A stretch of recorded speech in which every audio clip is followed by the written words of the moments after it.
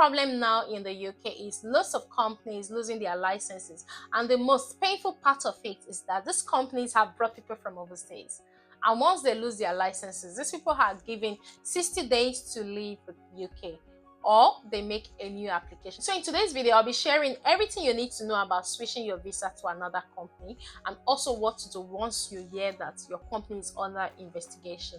Hey guys, welcome back to my channel. My name is Fajira. If you're joining me for the very first time, I'm so happy to have you all in our beautiful family. Like, you know, I create content on how you can migrate to the UK, how you can stay in the UK immigration update, like everything about the UK. So if you're someone who is interested, or you know anybody who may be interested in such content, do hit on that subscribe button, turn on the notification bell, so each time I upload a new video, they will be the very first person to see that video. So guys, let's quickly dive right into today's video.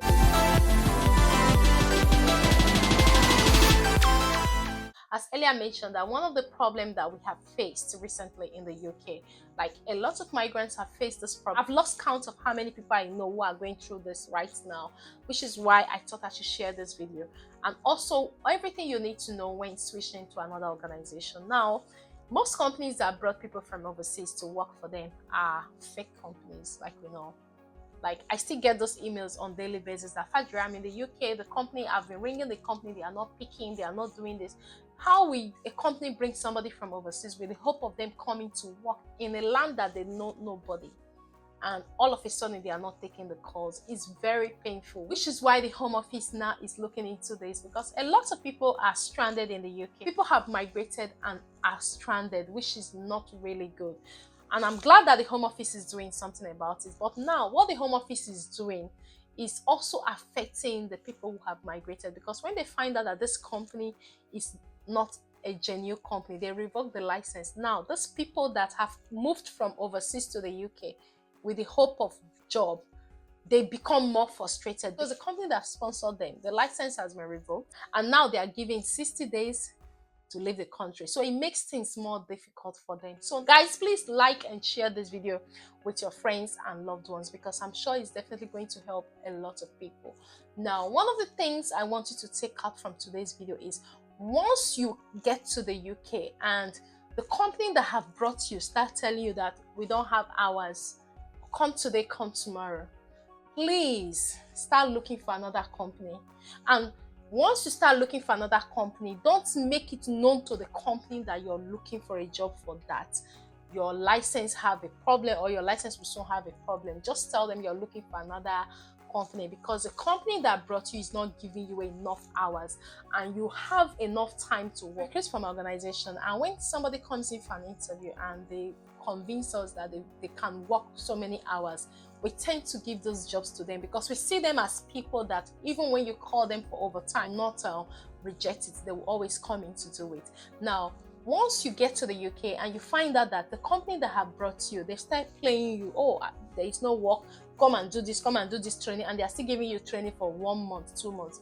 Please don't wait, because the longer you wait, when the main problem will come, it will be like a blow, because Home Office will definitely revoke that license. And once Home Office revokes that license, to get another company within that 60 days, if they have sent you the letter, which I know that some people that their license got revoked, immediately they got the letter from Home Office, and some people have even stayed up to 2, 3, 4 months, they have not received the letter from Home Office. But for you to be on the safe side, just make sure that you start looking out for other organizations, and don't go with the zero, oh, I'm looking for sponsorship. Because one of the things I've made a lot of people that are looking for switch not to get their switch is because the companies see that you're so desperate, and within them, like, I'm a trained recruiter, within them, they know that this person is just here for the sponsorship. Once we give this person the sponsorship, the person is not going to take the job serious. So I don't want you to show desperation anywhere you're going to.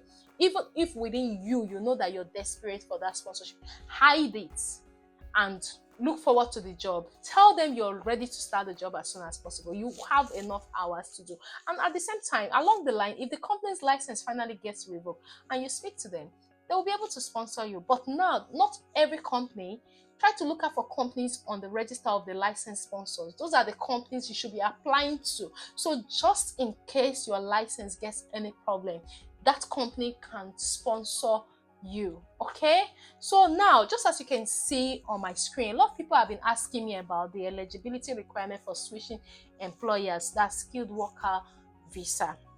As you can see, eligibility requirements for switching employers, skilled worker visa. To apply for a new skilled worker visa, you will still need to meet the eligibility requirements you had previously met. To stay reminded, the major requirements are: show proof of funds sufficient to support yourself while in the UK. Now, I know of a guy in Scotland who got a certificate of sponsorship, and because his COS was ticked while he was in his country, maintenance covered.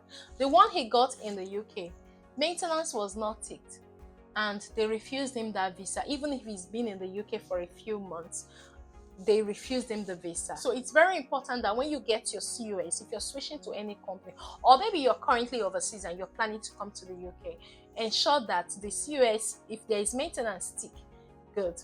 If there is no maintenance tick, make sure you put that proof of funds, £1,270, in your bank account for at least 28 days, but I will always suggest 35 days at least, because of the exchange rate. We know it always fluctuates. So demonstrate English language skills of up to B1 level through degree qualification or language test, which is same with the requirements you showed when you were moving to the UK as a skilled worker on an eligible role that has an occupation code. So of course, you'll be switching to another company. The company you're switching to that is ready to sponsor you will have a code for you to register, which will be on your certificate of sponsorship to meet up with the minimum salary requirements of that particular code you're switching to now, or the minimum salary threshold for the role, depending on the one that is highest for the role. We all know that the UK government has published a new salary list. So if the job you're switching to is on that list, make sure that the COS carries the current salary, because if the COS does not carry this current salary, it will be a problem. Your visa will be refused.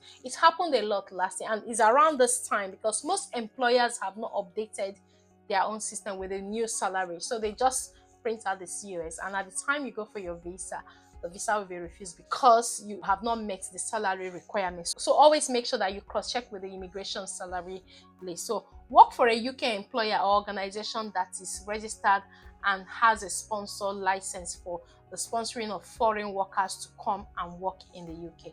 So just make sure, like I said, that when you move to the UK and you notice any of this, your next target should be companies that are licensed to sponsor, because that will be your rescue. Whenever the Home Office sends that email, that will back you up, because you can meet the organization and explain to them. And if they have sponsorship, I've seen a lot of people that have been sponsored for free, just like that. So make sure you do that. So when you are making your reapplication for the skilled worker visa, there are a couple of supporting evidences that you will need to provide if you have spent less than a year in the UK. Now, if you remember when you were coming to the UK to work as a skilled worker, they will ask for your police clearance. But once you're in the UK, you don't need to show that. You don't even need to show your tuberculosis because you're currently in the UK. So those two documents are not required. For a lot of people that have been asking me, you don't need to show your police clearance because you may have done DBS, or maybe not, but because you're currently in the UK, you don't need to show that. So you're going to be informed to the exact supporting documents that you will need to submit during your online application. It is necessary to have the following documents for your application: occupation code, salary and job title, details of the employer, which is the sponsor license number and name, certificate of sponsorship reference number, proof of identity. Since you already have your biometric resident permit, you can simply scan your identity document on the UK VI ID checker app. A lot of people have been asking about what if they cannot get a new job to make a new visa application. As you can see, you may be unable to reapply for skilled worker visa due to circumstances, but still want to remain in the UK. There is this probability of you switching visa and applying for an entirely different visa while you are still in the UK. Now, however, you must prepare and submit any application as soon as possible before your 60 days run out. Some of the visas you could potentially apply for include student visa. So just in case you've got the problem with your sponsorship and you're able to get another sponsorship, you can start applying to schools. If you're able to get admission, then you can switch to student visa. So starting a course of study at any registered university or college makes you eligible for a long-term or short-term student visa. So if you can apply for a study program before the expiration of your 60 days, then you can carry on to stay in the UK.